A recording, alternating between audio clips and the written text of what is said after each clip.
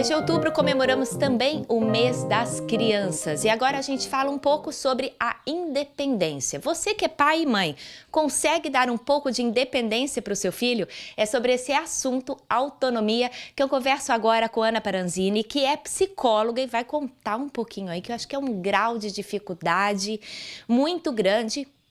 A gente dá um pouco de independência para os nossos filhos, né, Ana? É um tabu, é um problema, né? Sim, eu penso que as famílias, o que mais a gente cria são os filhos para o mundo, né? Então nós temos que criar filhos para o mundo. Mas será que a gente está desenvolvendo uma certa independência, autonomia, para que eles saibam agir por si próprios, eles saibam o que fazer, como fazer as próprias escolhas? E aí nós podemos ensinar. Então, vamos lá, porque eu acho que é uma grande dúvida. A gente vê dois pontos, né? O ponto que os pais seguram muito essa criança para que ela não tenha essa autonomia, para que eu consiga controlar tudo. E também o pai que fala, ele já sabe e eu largo isso. Então, vamos começar aí com aquele pai super protetor. E aí, como é que eu consigo dar essa autonomia, tirar isso dentro da gente? Nós temos que perceber que a superproteção, ela não é algo que ensina a criança.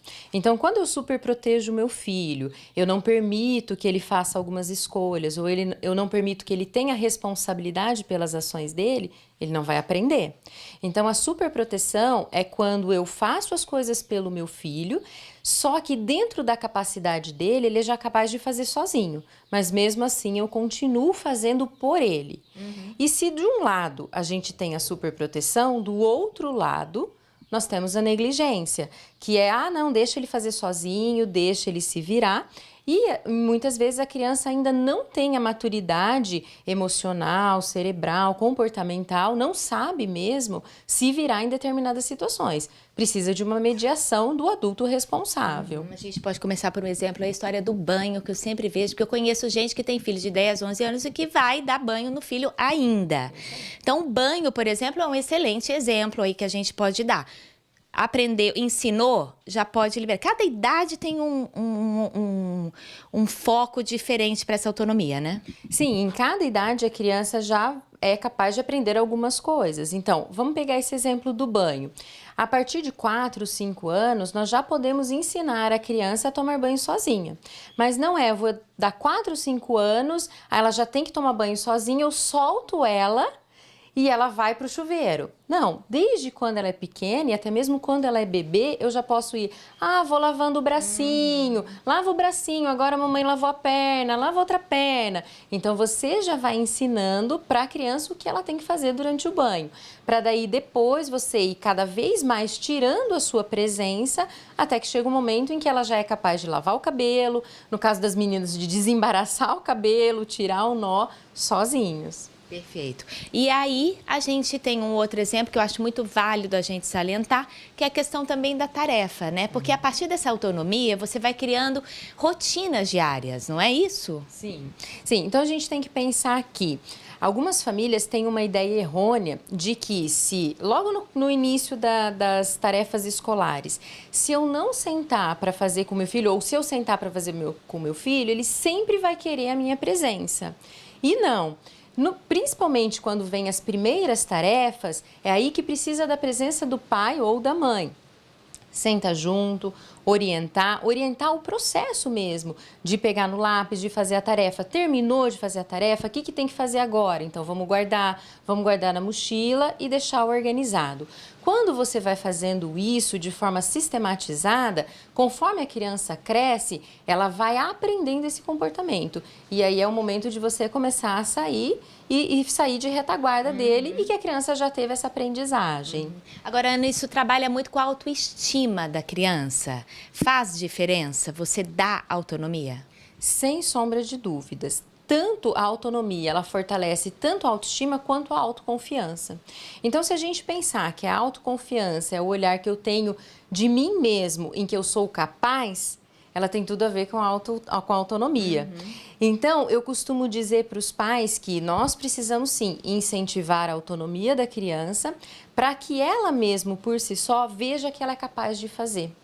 E aí o contraponto a gente tem, se a criança não é incentivada a fazer sozinha, uma criança com baixa autoconfiança, que seria crianças inseguras, com medo.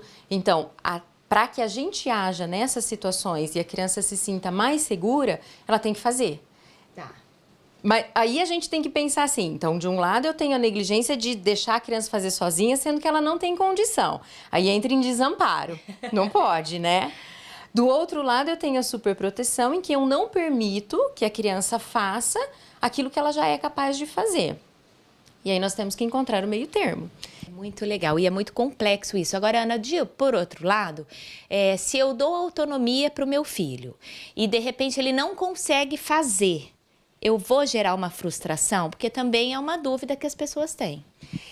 Com certeza tem uma frustração se a criança não consegue fazer, por isso que tem que ter um amparo de outra forma. Então, você, num primeiro processo, você teria que ensinar dizendo exatamente o que a criança precisa fazer naquele momento. Depois que você ensinou, e muitas vezes você tem que fazer pela criança. Olha, então, por exemplo, o exemplo do cabelo. Lava assim, penteia assim. Então, você faz para dar um modelo para a criança. Depois você incentiva que ela faça sozinha e fique no amparo. Então, é claro que toda situação em que não se alcança um objetivo tem um sentimento por trás, que é a frustração.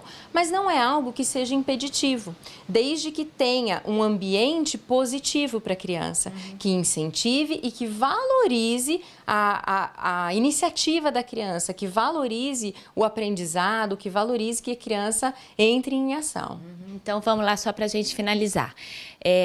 Frustrar-se é importante dentro do contexto da educação? Sim, com certeza, com certeza. Aprender, nós também aprendemos com os nossos erros. É claro que ninguém gosta de se frustrar, mas é extremamente importante para a aprendizagem. E tá aí sempre acompanhando, orientando. Mais uma vez vem a questão do exemplo, né? Você dá o exemplo para o seu filho, ensina e a partir daí ele vai aprender a fazer. Sempre controlado e sempre supervisionado, né? Filho precisa de pai e mãe por perto. É isso? Sim, sem sombra de dúvida. E pensar que se a criança não sabe fazer, é porque ela ainda não foi ensinada a fazer.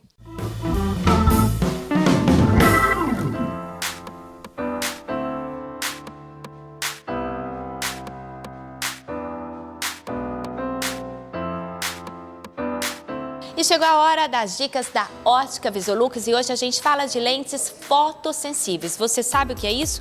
Lígia, explica para nós. Olha, é isso aí. Lentes fotossensíveis, elas são transparentes no ambiente interno e elas escurecem no ambiente externo, tá? Então elas têm uma sensibilidade à luminosidade do ambiente. E só lembrando que essas lentes podem e são adaptadas em qualquer tipo de armação. Qualquer tipo de armação e qualquer idade também, isso é muito importante.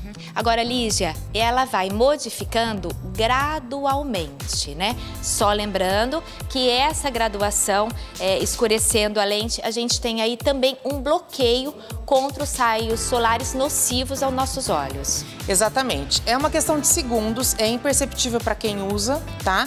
Mas isso é gradual. Você tá aqui no ambiente, ela tá transparente como os meus agora, e depois no ambiente externo ela vai escurecer gradualmente. Então fica a dica para vocês aí que querem praticidade, lentes fotossensíveis.